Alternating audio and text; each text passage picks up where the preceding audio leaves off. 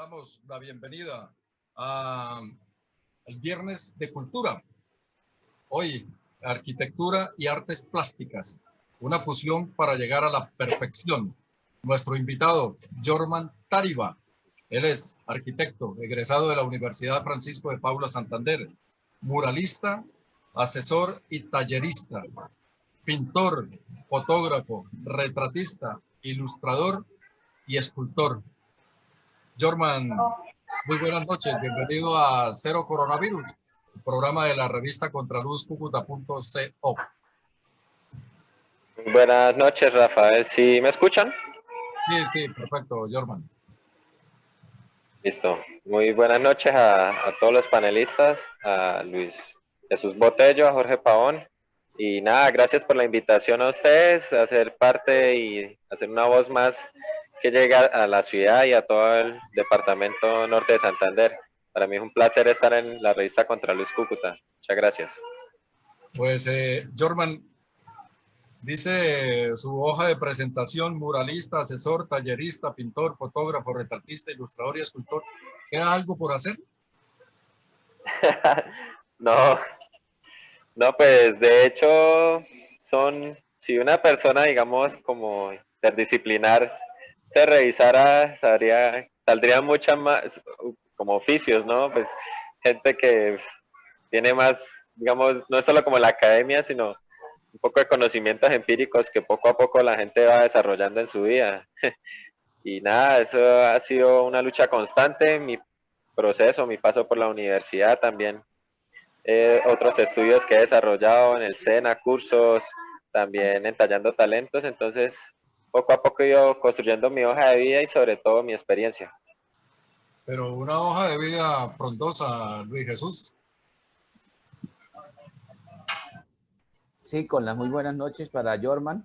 De verdad que mirando su hoja de vida, pues bastante extensa en muchas participaciones de eventos, talleres, simposios, exposiciones, asesoramiento, y eso es importante. Vea que el hecho de ser arquitecto desarrolló todas esas potencialidades anexas que tiene como fotógrafo, pintor, retratista, escultor, o esas potencialidades y destrezas artísticas ya las tenía y las complementó con la arquitectura.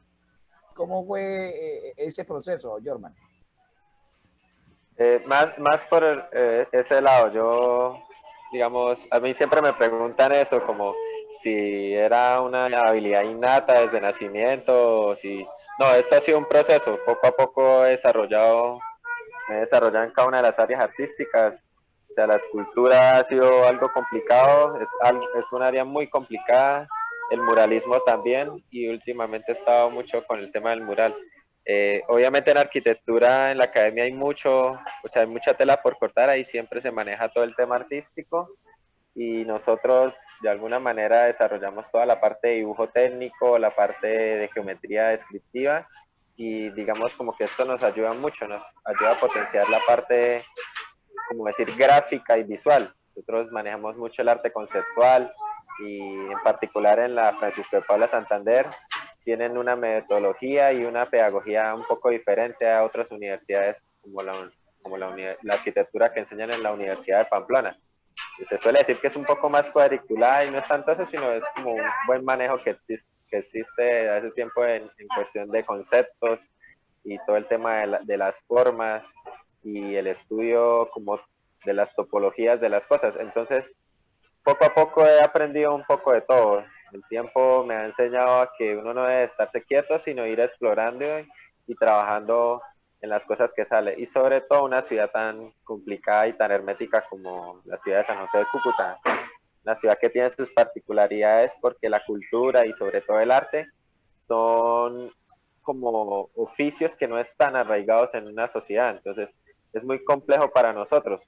A mí como arquitecto también siempre me preguntan, ¿no? ¿Y por qué no te veo en una obra dirigiendo, no te veo diseñando? No, nosotros digamos, en lo personal, para hacer un muro, en cuanto al grafiti, el muralismo, soy de los que parte de un diseño siempre, de los que intenta mantener todos los detalles o la cantidad mínima de detalles para Tenemos como tener una mínima improvisación a la hora de realizar o ejecutar un muro. Entonces, todas estas cosas me han servido, todos esos conocimientos son complementarios. Toda la vida, poco a poco, desde pequeño dibujaba, pero como que poco a poco se ha ido, digamos, mejorando. Aún sigo aprendiendo, sigo conociendo gente, lugares, y la idea es esa. Ahorita formamos un nuevo colectivo de artistas y la idea con ellos es como en el mismo tono, seguir avanzando, seguir construyendo y nada, seguir adelante y trabajando por la ciudad. Pues esos dos aspectos finales fundamentales, Jorge Omar, seguir adelante para trabajar por la ciudad. Escuchar en un joven artista, arquitecto que diga eso, también alegra. Buenas noches, Jorman. ¿Cómo está? Pues sí, eso es una cosa positiva. Y más si ustedes desde la perspectiva que manejan la parte artística tienen ese concepto, como lo ha definido usted, que Cúcuta es una ciudad hermética. Supongo que se están refiriendo a que pues las manifestaciones culturales aquí no son como muy diversas y tampoco son muy expresivas, que no haya mucho y que ustedes a través de ese colectivo que están conformando están tratando de ir haciendo las cosas cada vez, no solo en volumen, sino también en calidad. Pero quiero que me haga una precisión. ¿Su apellido es Tariba o Tariba?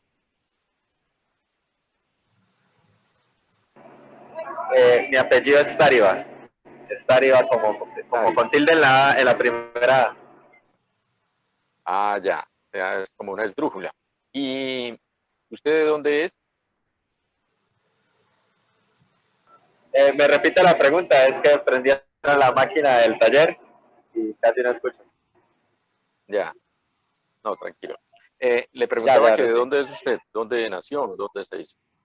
Ah, no, yo soy cucuteño. Yo soy cucuteño, sino que es un apellido de origen venezolano. Este apellido es de un municipio que queda al norte de San Cristóbal y que también tiene una historia muy particular. Pero obviamente yo soy 100% colombiano, o sea, uno desde pequeño, digamos, crece con esa identidad, ¿no? Ah, bueno, listo. Le he oído que tiene muchas actividades, todas de tipo artístico y que están conectadas con la arquitectura. El muralismo, me interesa esa parte. ¿Dónde están las obras suyas en la ciudad que pueda la gente admirar? Desde hace más de 2, 3 años venimos trabajando en muchos sectores de la ciudad. En mi caso personal, yo más que todo me he enfocado en trabajar sobre el barrio San Miguel en la Comuna 9. En el barrio San Miguel le hemos adelantado varios muros. En el año 2018 participé en el primer encuentro de poesía gráfica realizado por Acción Poética Cúcuta. Este encuentro fue también sobre el Canal Bogotá, en inmediaciones entre el barrio San Miguel y el barrio de Cundinamarca. También hemos realizado varios muros en Atalaya. Yo he trabajado en Chapinero. También hicimos el año pasado un muro en el puente de la vía principal de Atalaya.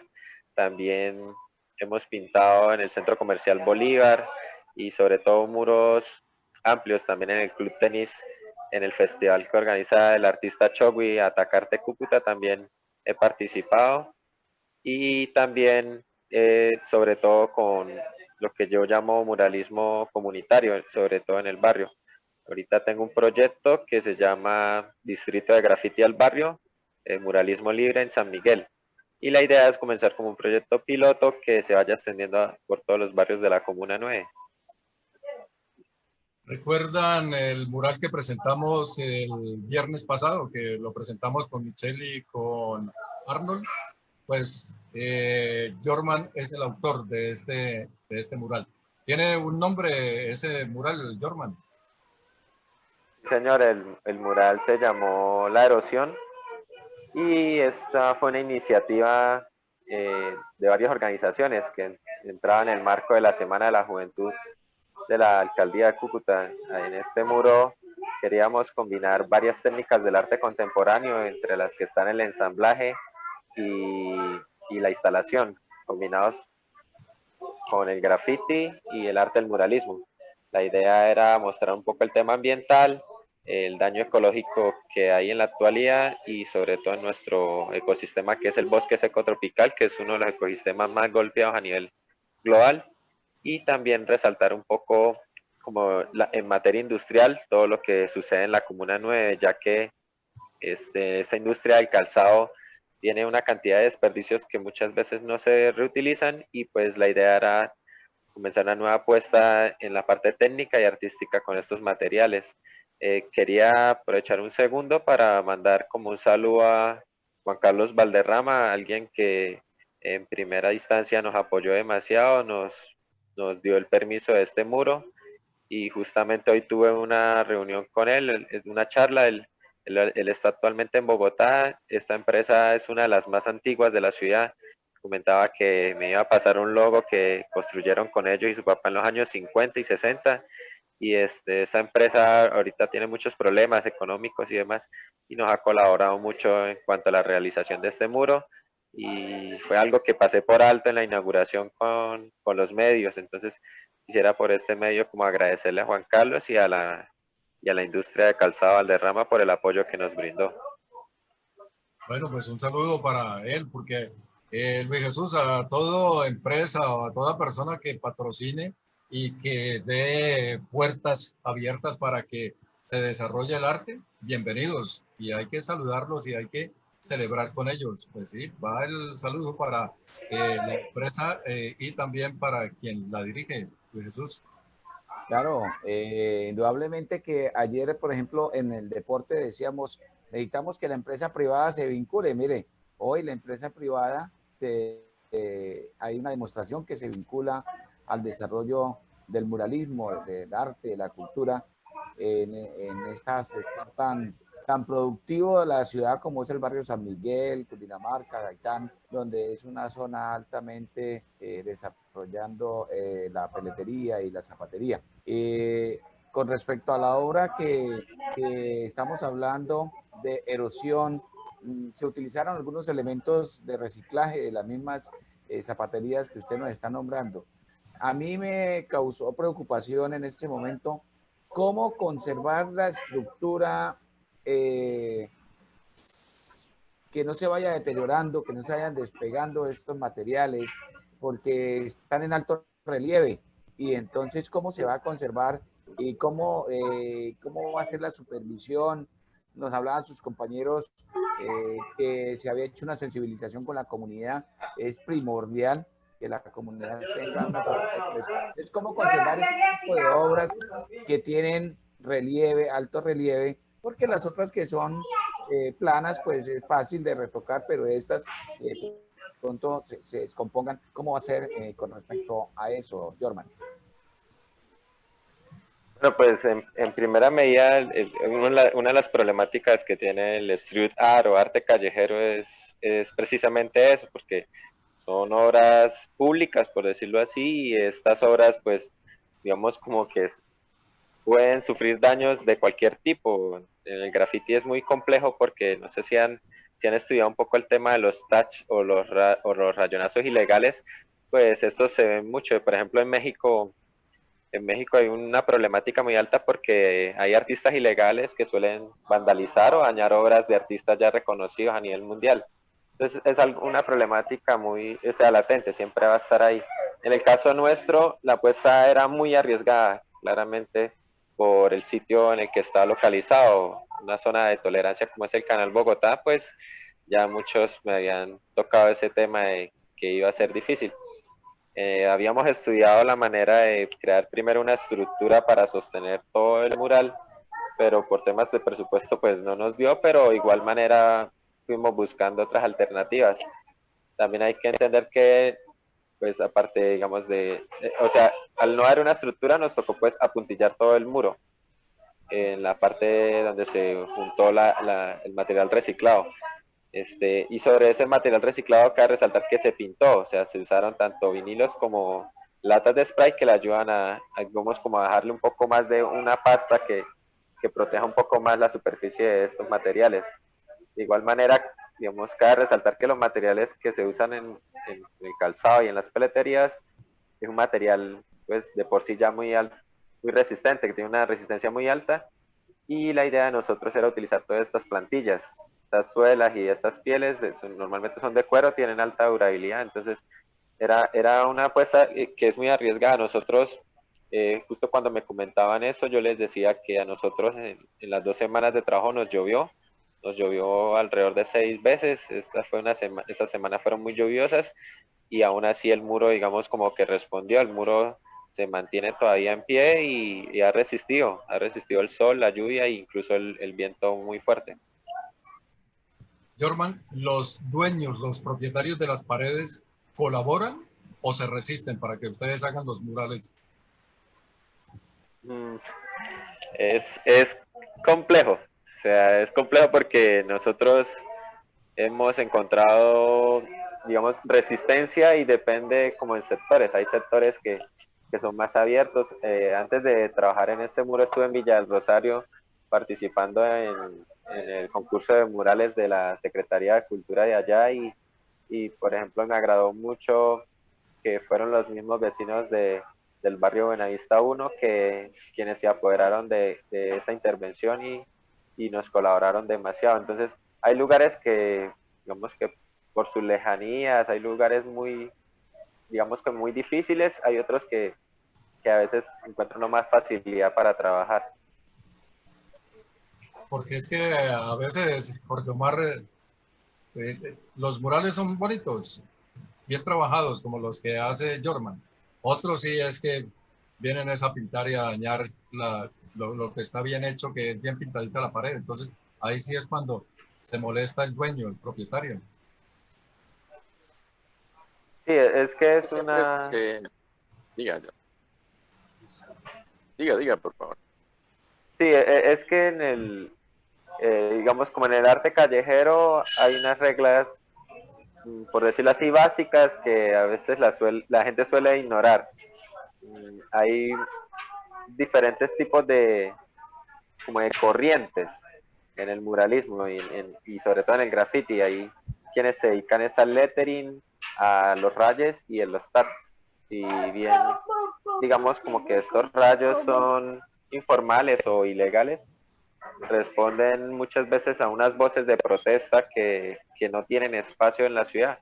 Hay veces vemos todo tipo de mensajes como las luchas populares, luchas campesinas, a veces el mismo movimiento estudiantil es el que lidera o ha liderado estos procesos. En Colombia el graffiti y el muralismo empezó en la Universidad Nacional. En la Universidad Nacional fueron los estudiantes los que empezaron a rayar y a utilizar, digamos, como que el graffiti y el arte callejero como una voz de protesta. Entonces, es como una balanza que, si me entienden, tienen como sus altibajos por eso, porque por un lado unos quieren cambiar la estética de la ciudad, cambiar la imagen, y por otro lado siempre va a estar latente la protesta social y las problemáticas sociales. Sí, Jorge Omar. Norman, pero es que a través de esas pinturas que ustedes hacen también pueden llevar un mensaje. Fíjese que del mural ese que estamos hablando, la erosión, aunque no se pueda entender, por ejemplo, a primera vista, pero si alguien les explica a la gente cuando se para frente al mural a observarlo, va a entender que eso tiene una temática, que tiene un mensaje. Y eso, pues, obviamente que es muy valioso. Claro. Pero hay mucha diferencia entre pintar y rayar. Sí, claro, claro, porque y es una dicotomía actual y también no solo en México, en Europa pasa demasiado. El street art suele ser apoyado por las corporaciones. En nuestro caso, nosotros siempre buscamos, usted lo mencionaba, patrocinadores, que la empresa privada esté trabajando de la mano con los artistas, apoyándolos, pero por otros lados también existe, no solo en Europa, sino sobre todo en América Latina, que es una constante. Se usan, digamos, como que estas vías del arte, por decirlo así, informal o ilegal, como un medio para expresarse. Pues, digamos, yo en lo personal no estoy en contra de ello, aunque pues mucha gente obviamente maneja todo el tema de los muros consensuados, que es en este caso lo que estamos hablando. Es un muro al que se le solicita el permiso y al que hay financiamiento detrás de una organización o de colectivos, mientras que hay otro lado que está un arte que es más ilegal porque primero porque, digamos, va como en contra de una idea o un establecimiento ya, digamos, como sociopolítico. Entonces, ahí siempre va a haber un rayo, siempre vamos a encontrar artistas que tiran para un lado, artistas que están en otro lado. Yo en lo personal me quedo con el street art libre, pero siempre como respetuoso y sobre todo como inteligente, porque en mi caso el arte que quiero expresar es muy profundo y no es tan simplista, no se basa solo en el lettering o en los rayonazos. Pues eso es una de las características, Luis Jesús, del buen artista, ¿no? Que se haga eso con inteligencia y que transmita un mensaje, porque para rayar cualquiera lo podemos hacer. Sí, y Jorman, dentro de su extensa hoja de vida o su currículum que nos presenta, eh, tiene un tema muy importante que es la investigación. La investigación es un elemento primordial para el desarrollo del arte, porque de lo contrario, entonces empezamos a hacer chambonadas, ¿no? Pero el arte tiene que ir de acuerdo al desarrollo de la ciencia, la tecnología, y esa preparación es constante en usted, en la investigación. Sí, sí, claro, la investigación es como algo que heredé de la academia de la universidad. Esta es la que me ha permitido, además de ser partícipe de varios salones, ser el ganador en algunos de ellos. Siempre que voy a hacer algún trabajo, por muy pequeño que sea, le dedico todo el tiempo del mundo para hacer una buena investigación y a partir de ella siempre hacer un trabajo muy, muy denso. En el 2019, cuando me presenté por primera vez en el Salón del Agua, digamos, tenía mucho miedo por eso mismo. Yo venía desde el 2012, 2013, observando cómo se desarrollaba este salón y las obras conceptuales que se mostraban. Y era muy difícil porque obviamente toda la gente que salía de los museos, de las salas de exposiciones decían, uy, pero ¿cómo carajo es una obra de estas que tiene solo 3 líneas, ganó 5 millones y así? Entonces uno se quedaba pensando mucho y son obras que al día de hoy pueden ser muy criticadas, pero en el arte contemporáneo tienen demasiado valor por su significado o ya sea conceptual o formal. Entonces cuando me presenté, quería averiguar muchas cosas. Yo me puse a investigar muchas características climáticas de la ciudad, muchos problemas en torno a las enfermedades, sobre todo en las construcciones, pues como era el fuerte, me fui por ese lado y justamente por esos días estaban haciendo una remodelación en mi casa y tenían unos paneles que habían salido de una puerta de madera. En estos paneles yo comencé a lanzar unos trazos, antes estaba modificándolos, o sea, esculpiéndolos, ya me di cuenta después que tenía que pintarlos, comencé incluso a investigar con la glicerina, yo los vinilos y los acrílicos los combino con la glicerina y agua, y con estos creo una mezcla que me permite trabajarlos como si fueran óleos. Entonces, de ahí salió una obra muy estupenda que está ahorita en manos de Aguas Capital y que fue la que me dio el premio de agua del premio del salón. El premio del salón, esa fue la 13ª versión. Esa obra tenía por nombre Humedad y relataba un poco la vida microscópica de los mohos, como estas manchas que se generan en las edificaciones, ya sea por filtraciones o por alta humedad del mismo ambiente, y me fui por ese lado. Yo trabajo desde hace muchos años todo este tipo de ensamblaje y de esculturas, reciclando diversos materiales. Yo en varios salones he presentado esculturas y obras, por ejemplo, con barro, con, con barro de bareque, digamos, como recuperado, con madera reciclada, con hierro reciclado, también combinándolo con huesos, con todo tipo de materias que encuentro. Trabajo mucho la investigación y siempre busco eso, estar todo el tiempo experimentando, investigando y así voy poco a poco desarrollando el arte que hago. Jorman, ¿el público debe interpretar su obra? ¿Debe, cuando se vea frente a una obra, saber de qué se trata? ¿O tiene que esperar que usted se la explique?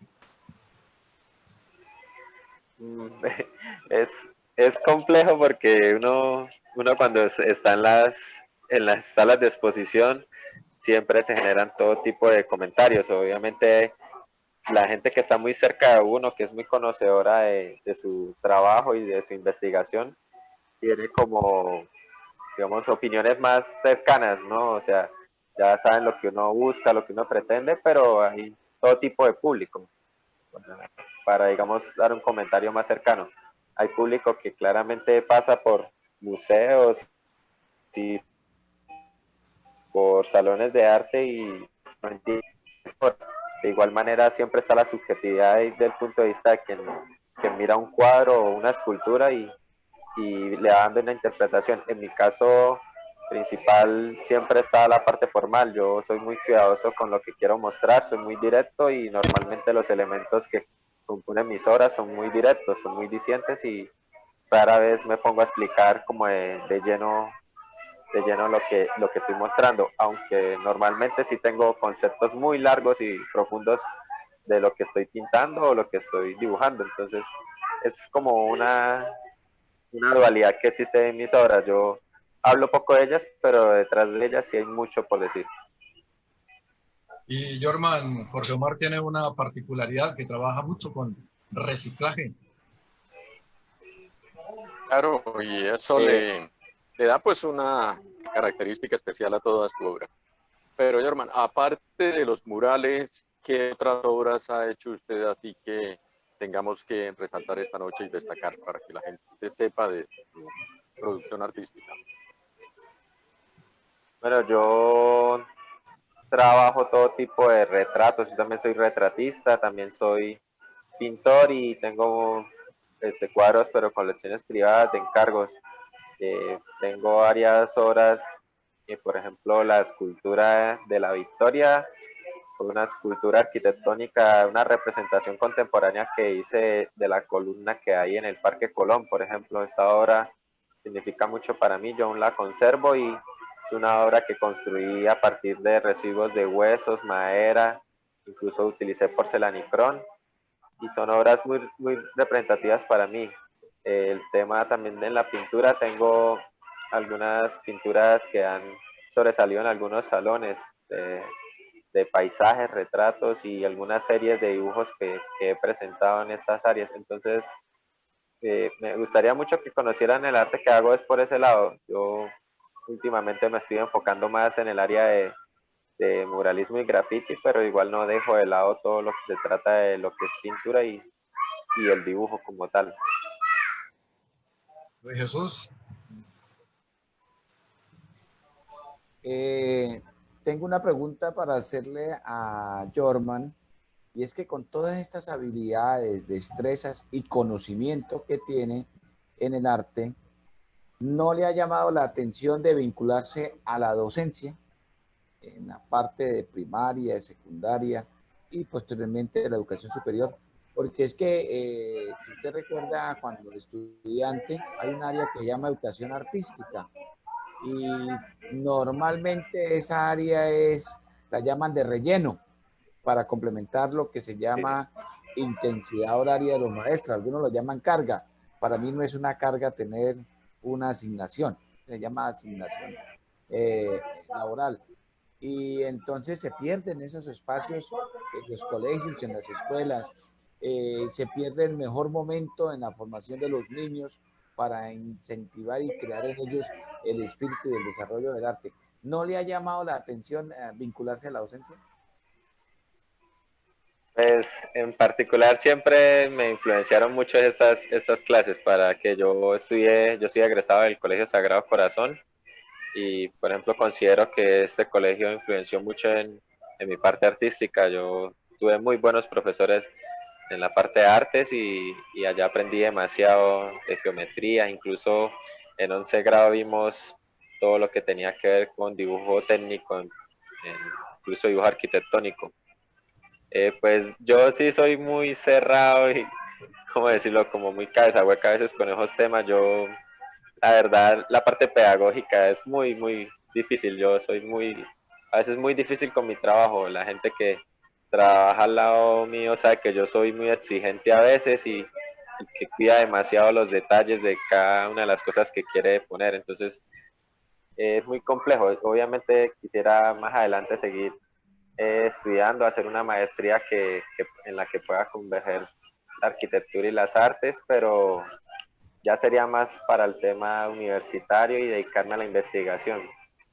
Pero en la parte como docencia y la pedagogía no es muy complejo para mí. Yo siempre que me preguntan eso, siempre doy la espalda y digo que soy un mal pedagogo. Yo soy muy, muy difícil para manejar ese tema. Quisiera, Rafael, disculpe, Sí, aclarar de que no es generalizado lo que dije, ¿no? Porque pues Jorman nos dice que en el Colegio Sagrado el Corazón de Jesús, en la sede donde él estudió, pues tuvo maestros de artística, verdaderamente, ¿no? Y hay maestros que desarrollan la artística. Conozco uno muy cercano, Jesús Hernández Tiría, inclusive ella hizo un libro, es dibujante arquitectónico, pero también tiene licenciatura en educación y inclusive pinta y tiene su salón de clases con mesas de reglas paralelas. Es decir, tiene un verdadero salón para el desarrollo de la artística y en mi colegio, donde estoy laborando ahorita, también llegó una profesora, Elizabeth, que es especialista en artística y que le está terminando de acomodar un salón con todas las mesas para trabajo artístico. O sea, se ha venido entendiendo de que realmente es un área muy importante para el desarrollo cognitivo de las habilidades motoras finas, manejo de las manos, porque realmente es una área que puede encaminar el proyecto pedagógico, el proyecto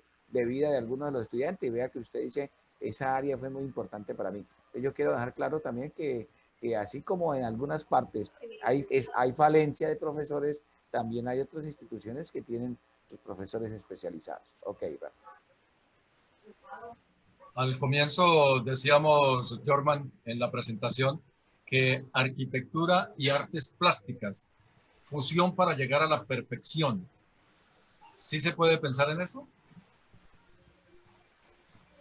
Sí, sí, claramente porque de por sí la arquitectura ya es una de las 7 artes. La arquitectura tiene mucha ciencia, no solo artística, sino también ciencia aplicada y de por sí en la arquitectura se mezclan una gran cantidad de disciplinas. Uno para ser un gran arquitecto no solo tiene que tener en cuenta el espacio y la forma, sino todo un estudio técnico de las atmósferas de los lugares en los que se habita, de las técnicas constructivas, de tradiciones.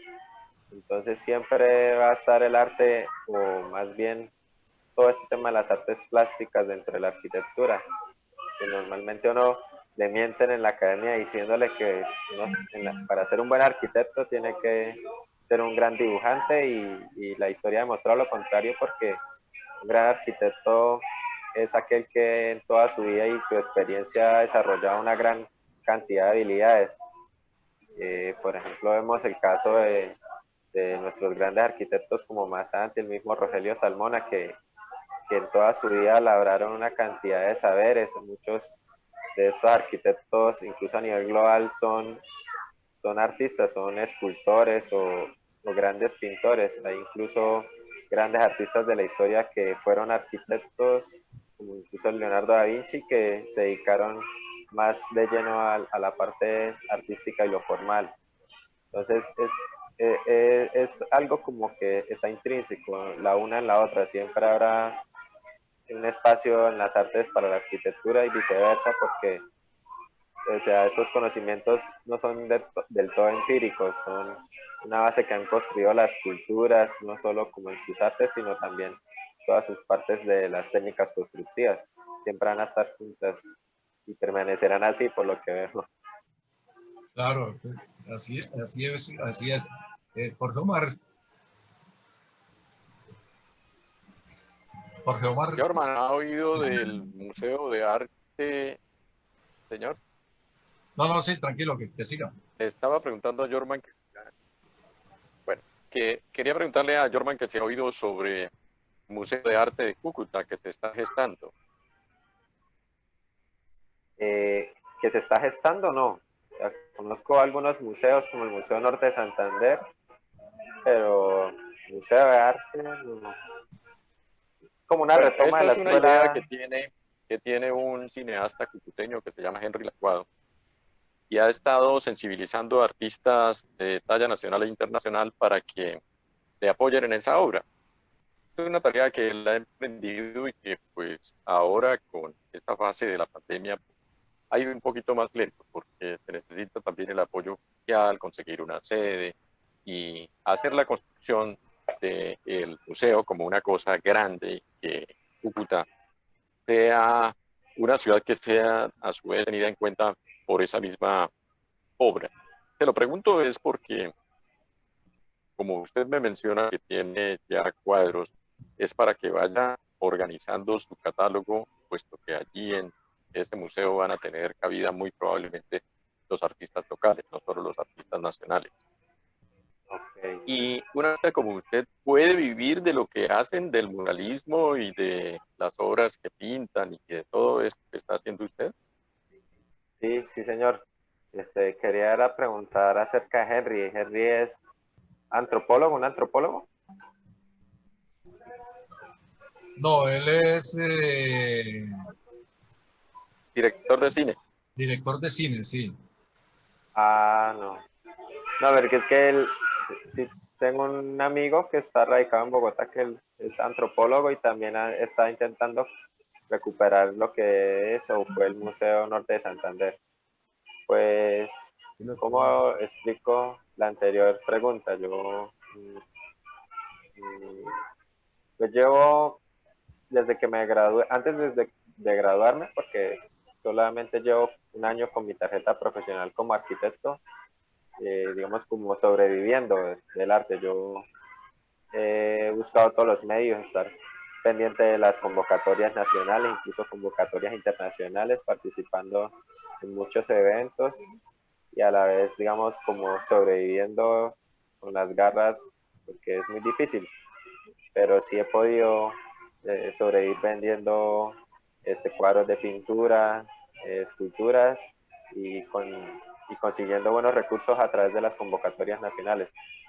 Entonces, es difícil, es diferente, es un trabajo muy poco común porque, digamos, como donde yo vivo, todos están acostumbrados a jornadas laborales muy duras, como son el mismo sector de los zapateros. Entonces, para mí es algo contrastante todo el tiempo porque, por ejemplo, mi hermano ahorita está en el taller aquí y él entra a las 7 de la mañana, sale a veces a las 10, 11 de la noche y todos los días tiene esta jornada, y es muy difícil, pero del arte sí, sí se puede sobrevivir, sí, sí se van construyendo entre todos poco a poco y abriendo las puertas para que la ciudad crezca. En esos términos, habrá un futuro en el que la gente, digamos, pues no quiero sonar como negativo, pero no tenga que mendigar por un peso para que, digamos, su obra tenga valor, que es como lo más difícil que tiene la ciudad por, digamos, como la misma, ¿cómo decirlo?, por la misma dureza de la sociedad cucuteña. En la historia, pues, han habido grandes artistas aquí, grandes escultores y pintores que con las garras se han mantenido en el tiempo. Yo, de hecho, quisiera mandar un saludo a todos estos artistas porque la verdad es algo muy difícil y sobre todo para el artista urbano. El artista urbano tiene aún más dificultades. Ahorita, pues, de hecho, en medio de la pandemia nos ha tocado muy difícil. Hemos intentado dialogar con muchos sectores para generar presión al Estado, al gobierno, con algunas peticiones. No hemos podido llegar como a grandes acuerdos, por decirlo así, y pues son ayudas mínimas los que nos están llegando, no son la gran cosa, cabe resaltar eso, pero poco a poco estamos volviendo a las andanzas. Nosotros, porque ahorita estamos en el periodo de transición, la pandemia, digamos, como que está aflojando y los artistas estamos otra vez renaciendo. Entonces, la idea, hizo con nuestro colectivo de artistas y con otros colectivos de las ciudades, comenzar a pujar. Nosotros, como me explicaba incluso Alex Brahim, una conversación corta que tuve con él, es la hora nuestra, es la hora de que la nueva generación produzca los cambios, porque la nueva generación de artistas es la llamada a liderar estos procesos. Nosotros queremos cambiar ese imaginario que hay de la ciudad, queremos que la ciudad por fin crezca no solamente culturalmente, sino económicamente.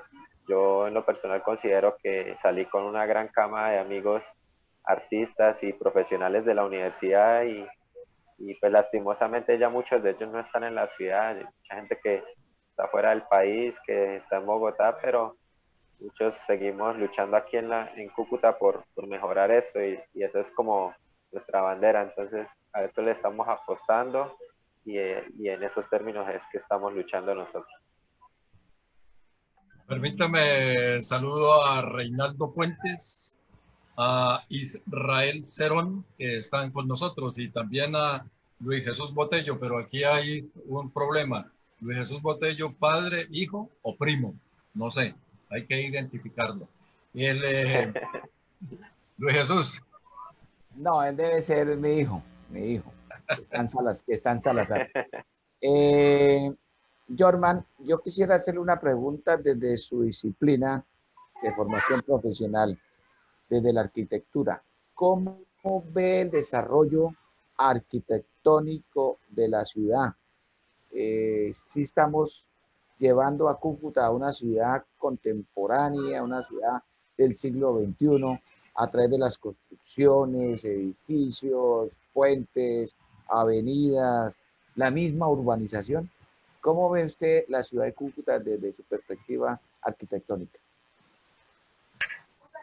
Pues es una ciudad dual porque tiene unas características propias de ser una ciudad frontera. La ciudad depende de otras y tiene unas conurbaciones y unos, por decirlo así, unos movimientos urbanos muy complejos. Cúcuta es una ciudad receptora de mucha población migrante. En cuanto al urbanístico, digamos como que se están adelantando algunos nuevos procesos. Se ha visto que con esta alcaldía han entrado otro tipo de profesionales a ciertas áreas. Están haciendo algunos cambios, por lo menos administrativos, como en la AMC, la área metropolitana, también, digamos, como en el área de planeación ha cambiado algunos esquemas. Entonces, veo con ansias, digamos, como este proceso, ¿no? Que es lento, pero ya se comienza a sentir. Se ve que en manera urbanística quieren hacer las cosas diferente.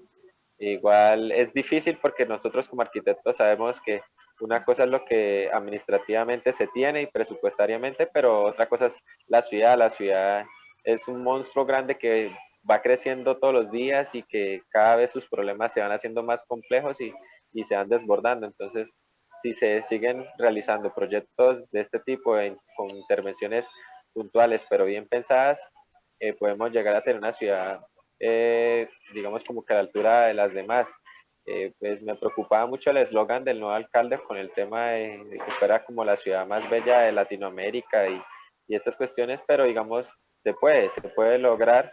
Lo que pasa es que es un proceso que tiene que proyectarse de aquí al 2050. Una ciudad, digamos, que le invierta a su estructura física, es una ciudad que puede brindarle a todos sus habitantes mejores, digamos, con mejor calidad de vida.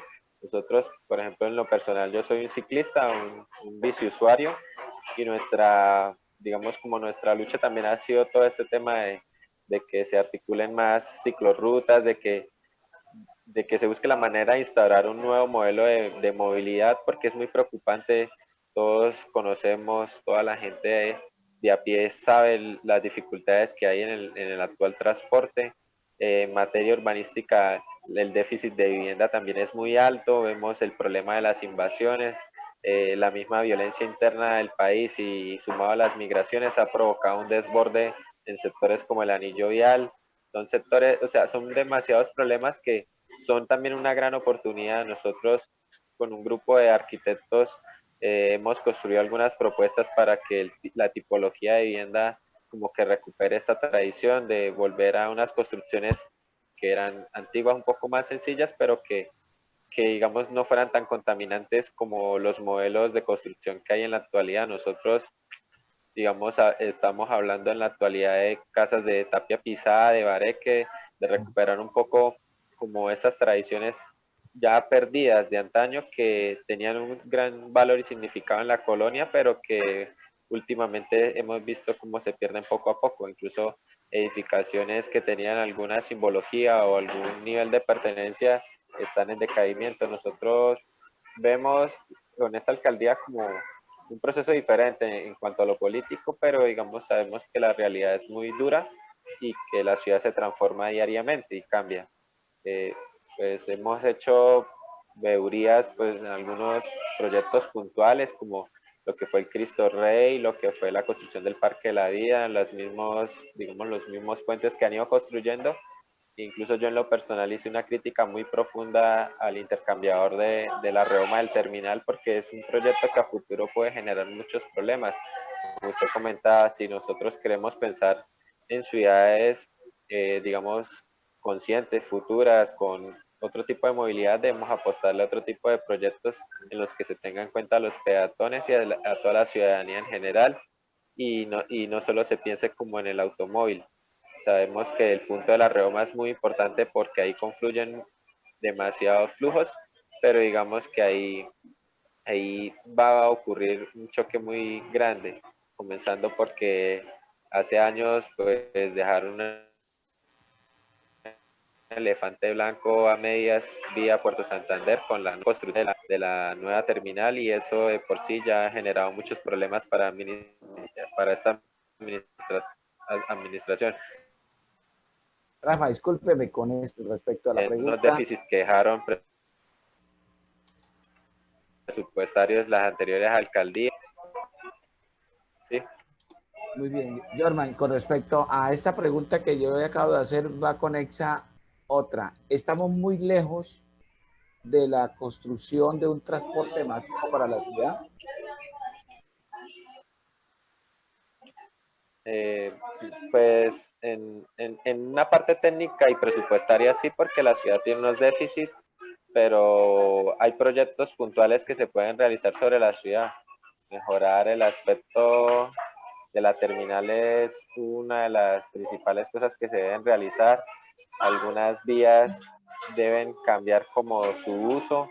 Nosotros desde la academia siempre hemos presentado muchos planes para peatonalizar ciertos sectores del centro. Hay propuestas muy amplias de algunos corredores verdes que se pueden definir desde ya, como el mismo tramo de Canal Bogotá, tramos muy importantes como los del anillo vial, las circulaciones fuertes que existen sobre la Diagonal Santander, son tramos que pueden utilizar muy bien y que tienen la amplitud para hacerlas. Avenidas importantes de la ciudad como la avenida Sexta, hay otras avenidas en las que puede seguramente entrar un carril especial o un carril único para ciertos tipos de movilidad y son propuestas factibles. Lo que pasa es que ya entran en discusión muchas cuestiones políticas y ya en eso es donde entran los conflictos en la ciudad.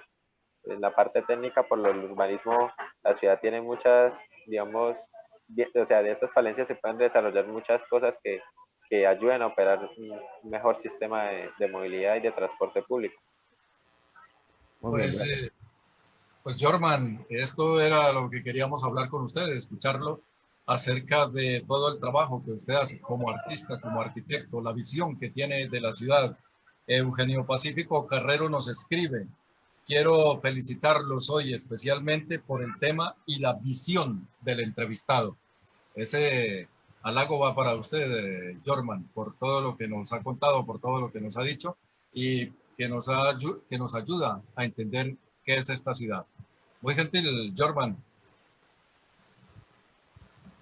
No, muchas gracias a usted, Rafael, por la invitación. La verdad, estaba un poco nervioso, estaba ahorita con una parte del equipo de esquema colectivo realizando unos diseños para unos muros que tenemos y digamos como que no sabía qué llegar a decir ni de qué hablar, pero me gustó mucho la buena vibra y que digamos todo ha salido al natural. Entonces lo felicito por el programa, me gusta que este tipo como de, digamos, de periodismo se dé en la ciudad porque siempre hace falta periodismo también crítico y que acompañe los diferentes procesos en los que estamos. Nosotros siempre hemos sido muy enfáticos con eso. Los temas de medios son muy cerrados a veces y no le dan voz mi voto a la gente que verdaderamente lo necesita, ¿no? Entonces, en mi concepto, la verdad, muchas gracias a Contraluz por el espacio y nada, felicitarlos por esto también. Muchas gracias, la verdad.